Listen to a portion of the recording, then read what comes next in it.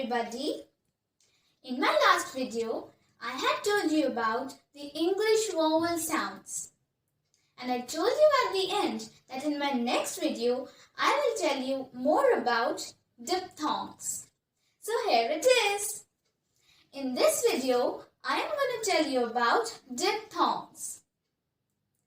There are total 8 diphthongs in American English. But majorly 3 of them are used. They are I,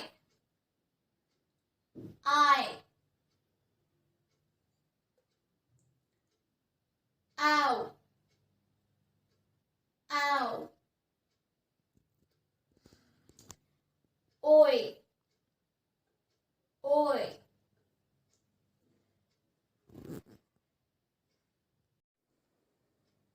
Now, what's the difference between vowels and diphthongs? To know the difference, first you should know the meaning of diphthong. Let's discuss. Diphthong starts with the letters D and I. Die. Die means two. So the meaning of diphthong is the combination of 2 single vowel sounds or the combination of 2 pure vowel sounds. I request you to watch the video till end because I am going to tell you a special thing at the end of this video. To pronounce a diphthong, what we need to do is move from the first sound to the second sound. The first sound should be longer and louder. And then we have to glide to the second sound. Our first diphthong is I. While pronouncing this diphthong, we can notice that we are moving towards this sound, E. But from where we are moving from? We need to remember that we need to move from a more open position, a more open sound, which is Ah. As I told you while defining diphthong, our first sound should be longer and louder, and then we have to glide to the second sound. Our first sound is Ah. It should be longer. Ah. Then glide to E. This sound should not be pronounced fully. While pronouncing this sound, our lips should not be fully spread. We can come close to this sound. Ah, E. I.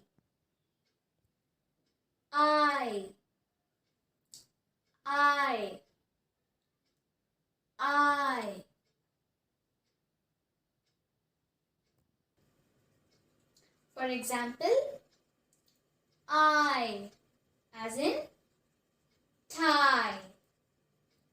Tie. Our second diphthong is ow.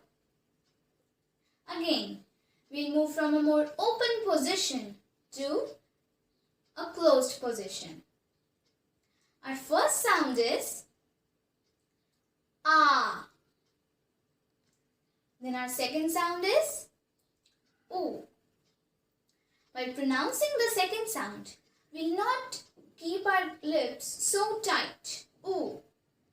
Not like this. We'll just approach the sound. Or we are approaching the sound. Ow. Ow. As in flower. Flower. Our third diphthong is oi. Again, we are moving from a more open position to a more closed position.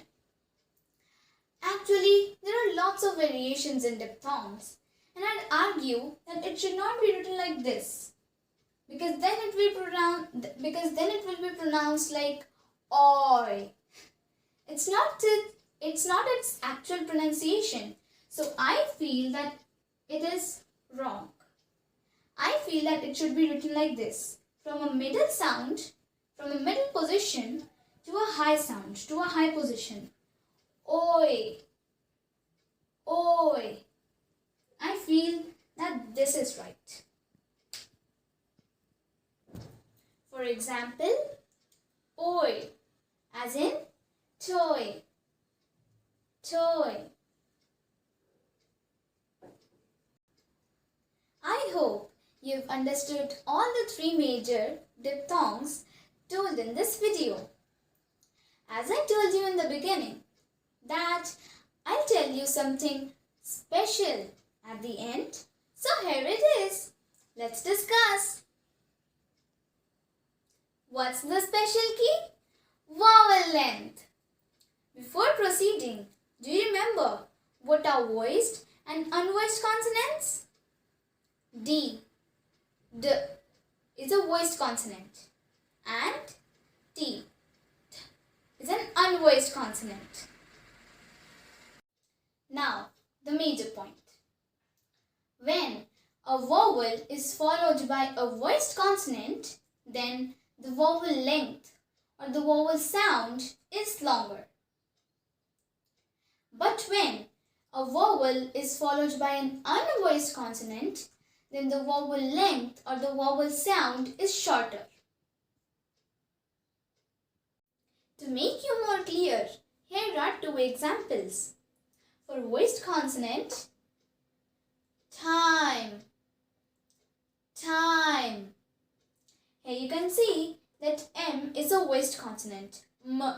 That's why the vowel length of I is longer. But when we move to unvoiced consonant, the length will be shorter, tight, tight. But here you'll be confused that G is a voiced consonant, G. Then why are we making the sound shorter? That's because when we pronounce tight, tight, then G is silent. We do not pronounce it like tight. We pronounce it like tight. And T is an unvoiced consonant. That's why I's length is shorter. Time, tight, time, tight. For more such useful and helpful videos, do subscribe our channel Arabic Counseling and don't forget to like and share this video. Bye-bye. Happy learning.